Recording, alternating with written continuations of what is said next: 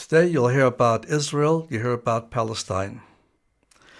And the question is, we know what Israel came from in Scripture, where in the world did Palestine come from? That actually goes back to the 2nd century AD. Because after the Second Jewish Revolt against Rome, the then Emperor Hadrian decided in a policy to de-Judaize the country. So what he did was totally rebuild Jerusalem as a Greek-Roman city, and he renamed it Aelia Capitolina. Aelia Capitolina. And it was prohibited for Jews to live there. And so starting in the year 135 AD, in the next several centuries, Jews were prohibited to come to Jerusalem.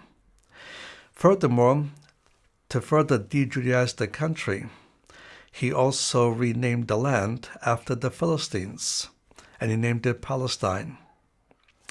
And the Philistines, we should remember, were not Arab. They were essentially Proto-Greeks that had been chased out by the subsequent Greeks and then settled into that territory. They actually came to try to defeat Egypt, but it was a stalemate. And so the Philistines could not go into Egypt, but were able to settle on the south end of the coastal plain of the Promised Land, the land of Israel, and became known as the land of the Philistines. And when Hadrian renamed the country, he chose to pick them and named the country Palestine, Palestinian.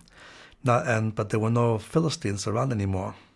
And that became the name for many centuries, but it was still tied to a Jewish connection.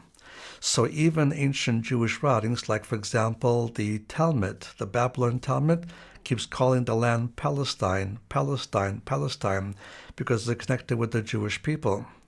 And it continued to be that way. When early Christian writers talked about the Jews going back to Palestine, they were using it in the way even Jewish people were using it. After World War II, when my family came back from Russia to Poland, we escaped from Poland. We escaped via what's then called the Palestinian Underground. But all Palestinian Underground was a Jewish underground, was the term that was used.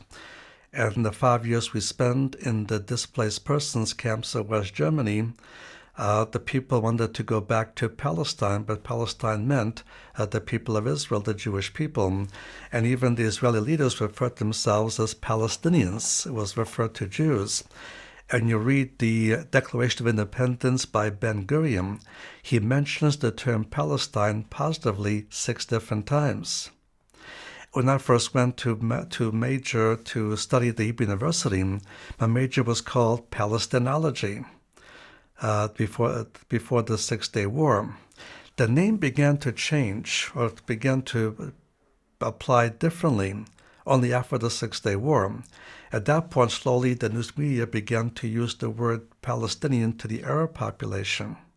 But that change resulted from the SixDay War. And so today you find the word Palestine, Palestinian, used of the Arab population, not the Jewish population anymore. But that's a shift only happened in 1967 following the SixDay War. And so as a result, today there may be some confusion. So all the books will still say Palestine, but you need to put it in the historical frame of reference. For them, this was a Jewish concept. And there was biblical believers about Israel's restoration. They referred to the covenant in Deuteronomy chapters 29 and 30 as the Palestinian covenant. But now we're changing that to the land covenant because the word Palestinian has taken on a different connotation altogether. We should also keep in mind there is no ethnic connection between the Philistines and the Palestinians. The Palestinians is the Arab population that settled in the land following the Arab conquest in the 7th century AD. 7th century AD. That's where the modern-day so-called Palestinians come from. There's no direct connection with the ancient Philistines whatsoever. They were a whole different ethnic identity. And so nowadays, we have to make these distinctions. And so even with Israel now refers to the Arab population as Palestinian, themselves as Israelis.